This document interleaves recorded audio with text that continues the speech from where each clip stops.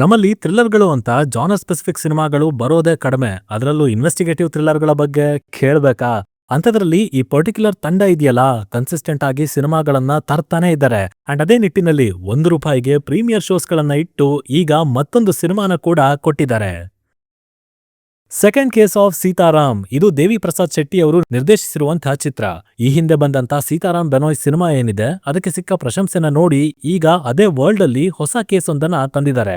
Serial ಆಗಿ pattern ಅಲ್ಲಿ ನಡೀತಾ ಇರೋ ಒಂದಷ್ಟು ಕೊಲೆಗಳು, ಅದರ ಸುತ್ತನೆ ಅನುಮಾನಾಸ್ಪದವಾಗಿ ಓಡಾಡೋ ಹಲವು ಪಾತ್ರಗಳು. ಸೊ ಅವರೆಲ್ಲ ಯಾರು, ಇದೆಲ್ಲ ಯಾವ ರೀತಿಯ ಕೊಲೆಗಳು, ಹಾಗೆ ಅದರ ಹಿಂದೆ ಇರೋ ಉದ್ದೇಶ ಏನು ಅನ್ನೋದನ್ನ ನೀವು ಫಿಲ್ಮ್ ಅಲ್ಲಿ ನೋಡಿನೇ ತಿಳ್ಕೋಬೇಕು. ಇನ್ನ ಆಕ್ಚುಲಿ ಸಿನಿಮಾ ಹೇಗಿದೆ, ನನಗೇನ್ ಇಷ್ಟ ಆಯ್ತು, ಏನೇನ್ ವರ್ಕ್ ಆಗ್ಲಿಲ್ಲ, ಇದೆಲ್ಲದ್ರ ಬಗ್ಗೆನೂ ಡೀಟೇಲ್ಡ್ ಆಗಿ ಮಾತಾಡ್ತೀನಿ. ಆದ್ರೆ ಅದಕ್ಕಿಂತ ಮುಂಚೆ ಚಾನಲ್ಗೆ ಹೊಸಬರಾಗಿದ್ರೆ ಸಬ್ಸ್ಕ್ರೈಬ್ ಮಾಡ್ಕೊಳ್ಳಿ. ಅಂಡ್ ವಿಡಿಯೋ ಇಷ್ಟ ಆಯ್ತು ಅಂದ್ರೆ ಖಂಡಿತ ಒಂದು ಲೈಕ್ ಕೊಟ್ಟು ಸಪೋರ್ಟ್ ಮಾಡಿ. 2000 ಲೈಕ್ಸ್ ಅಂತ ಅನ್ಕೊಂಡಿದ್ದೀನಿ, ನೋಡೋಣ ಏನ್ ಮಾಡ್ತೀರಾ ಅಂತ.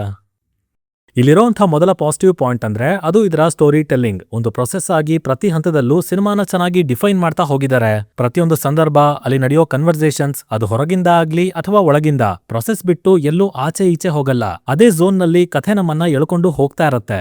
ಮೇನ್ಲಿ ಇದರ ಸ್ಕ್ರೀನ್ ಪ್ಲೇ, ನೋ ನಾನ್ ಸೆನ್ಸ್, ನೋ ಎಕ್ಸ್ಟ್ರಾ ಅನ್ನೋ ಹಾಗೆ ಇವನ್ ಕಮರ್ಷಿಯಾಲಿಟಿಗೆ ಅಂತಾನೂ ಬೇಡದೇ ಇರೋ ಒಂದೇ ಒಂದು ಸೀಕ್ವೆನ್ಸ್ ನ ಸಹ ಸೇರಿಸಿಲ್ಲ.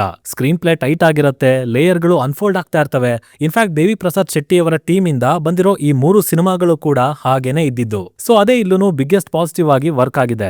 ಇನ್ನು ಇನ್ವೆಸ್ಟಿಗೇಷನ್, ಈ ಸಾರಿ ಕಥೆಯಲ್ಲಿ ಸಿಕ್ಕಾಪಟ್ಟೆ ಲೇಯರ್ಸ್ ಗಳನ್ನ ಇಟ್ಟಿದ್ದಾರೆ. ರೆಗ್ಯುಲರ್ ಆಗಿ ಬಿಚ್ಚಿಡ್ತಾ ಹೋಗ್ತಾರೆ. ಸೊ ಅವುಗಳು ಟ್ವಿಸ್ಟ್ ಆಗಿ ಅಥವಾ ಶಾಕ್ ವ್ಯಾಲ್ಯೂ ರೀತಿ ವರ್ಕ್ ಆದ್ವು ಅನ್ನೋದಕ್ಕಿಂತ ಇರೋ ಪ್ಲಾಟ್ ಅನ್ನ ಬೀಳೋದಕ್ಕೆ ಬಿಡದೇನೆ ಆದಷ್ಟು ಎಂಗೇಜಿಂಗ್ ಆಗಿ ತಗೊಂಡ್ ಹೋಗೋದಕ್ಕೆ ಸಹಾಯ ಮಾಡಿದ್ವು ಅಂತ ಅನ್ಬೋದು. ಅಂಡ್ ಆಕ್ಚುಲಿ ಅದರಿಂದಾನೇ ಈ ಕಥೆಗೆ ಡೆಪ್ತ್ ಅಂತಾನೂ ಬಂದಿರೋದು. ಕಂಟಿನ್ಯೂಸ್ ಆಗಿರುತ್ತೆ, ಇನ್ವೆಸ್ಟಿಗೇಷನ್ ನಡೀತಾನೆ ಇರುತ್ತೆ. ಮುಖ್ಯವಾಗಿ ಸುಮ್ನೆ ಟೇಬಲ್ ಮೇಲೆ ಕೂತು ಮಾತಲ್ಲೇ ಸಾಲ್ವ್ ಮಾಡುವಂತ ಕೇಸ್ ಇದಾಗಿರ್ಲಿಲ್ಲ.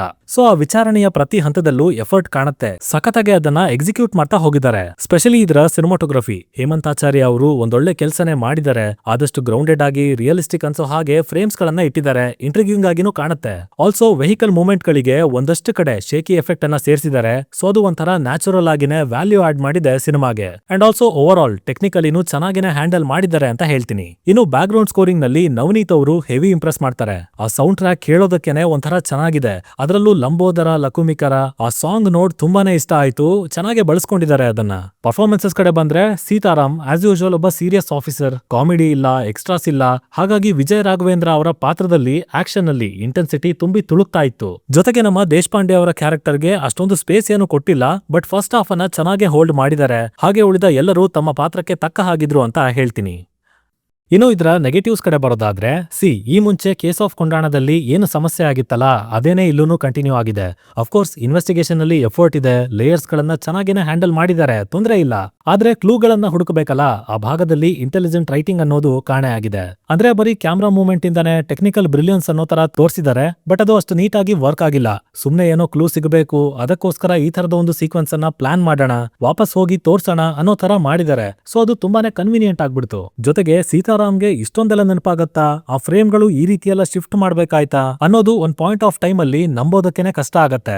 ಆಲ್ಸೋ ಎಲ್ಲಾ ಹೊಣೆನೂ ಅವನ ಮೇಲೇನೆ ಇದೆ. ಇಂಪಾರ್ಟೆಂಟ್ ಆಗಿರೋ ಕ್ಯಾರೆಕ್ಟರ್ಸ್ ಆಗ್ಲಿ, ಆಫೀಸರ್ಸ್ ಆಗ್ಲಿ ಇಲ್ಲ. ಸೊ ಸಿಗುವಂತ ಪ್ರತಿ ಸುಳಿವು ಕೂಡ ಆ ಪಾತ್ರಕ್ಕೆ ಮತ್ತಷ್ಟು ಭಾರ ಹಾಕ್ತಾನೆ ಹೋಗುತ್ತೆ. ಸೊ ಅಲ್ಲಿ ಬರವಣಿಗೆ ಡ್ರೈವರ್ ಸೀಟ್ ಅನ್ನ ತಗೊಳ್ಬೇಕಾಗಿತ್ತು. ತಗೊಂಡಿದ್ರೆ ಈ ಸ್ಟೋರಿಗೆ ಮತ್ತಷ್ಟು ಪೊಟೆನ್ಶಿಯಲ್ ಅಂತೂ ಖಂಡಿತ ಇತ್ತು.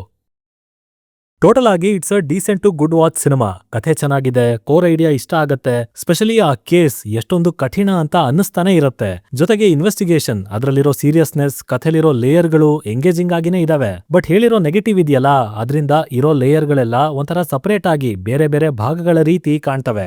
ಎಷ್ಟು ಜನಕ್ಕೆ ಅದು ಫೀಲ್ ಆಗತ್ತೋ ಇಲ್ವೋ ಗೊತ್ತಿಲ್ಲ. ಬಟ್ ಎನಿವೇಸ್, ಒಂದು perfect thriller, no nonsense content ಬೇಕು ಅನ್ನೋದಾದ್ರೆ ನೀವು ಈ ಸಿನಿಮಾಗೆ ಖಂಡಿತ ಹೋಗ್ಬೋದು. ಹಾಗೆ ಫ್ಯಾಮಿಲಿ ಜೊತೆ ನೋಡೋದಕ್ಕೂ ಅಂಥದ್ದೇನು ಸಮಸ್ಯೆ ಇಲ್ಲ ಅಂತ ಹೇಳ್ತಾ ನಾನು ಹೊರಡ್ತಾ ಇದ್ದೀನಿ. ಇನ್ನ ನಿಮ್ಮಲ್ಲಿ ಯಾರಾದ್ರೂ ಆಲ್ರೆಡಿ ಈ ಸಿನಿಮಾನ ನೋಡಿ ಆಗಿದ್ರೆ ಇದು ನಿಮಗೆ ಯಾವ ತರ ಅನುಭವ ಕೊಡ್ತು ಅನ್ನೋದನ್ನ ಕೆಳಗಡೆ ತಪ್ಪದೆ ಕಮೆಂಟ್ ಮಾಡಿ ತಿಳಿಸ್ಬಿಡಿ. ಡಿಸ್ಕಷನ್ ಮಜವಾಗಿರುತ್ತೆ. ಸೈನಿಂಗ್ ಆಫ್, ಲಿಖಿತ್.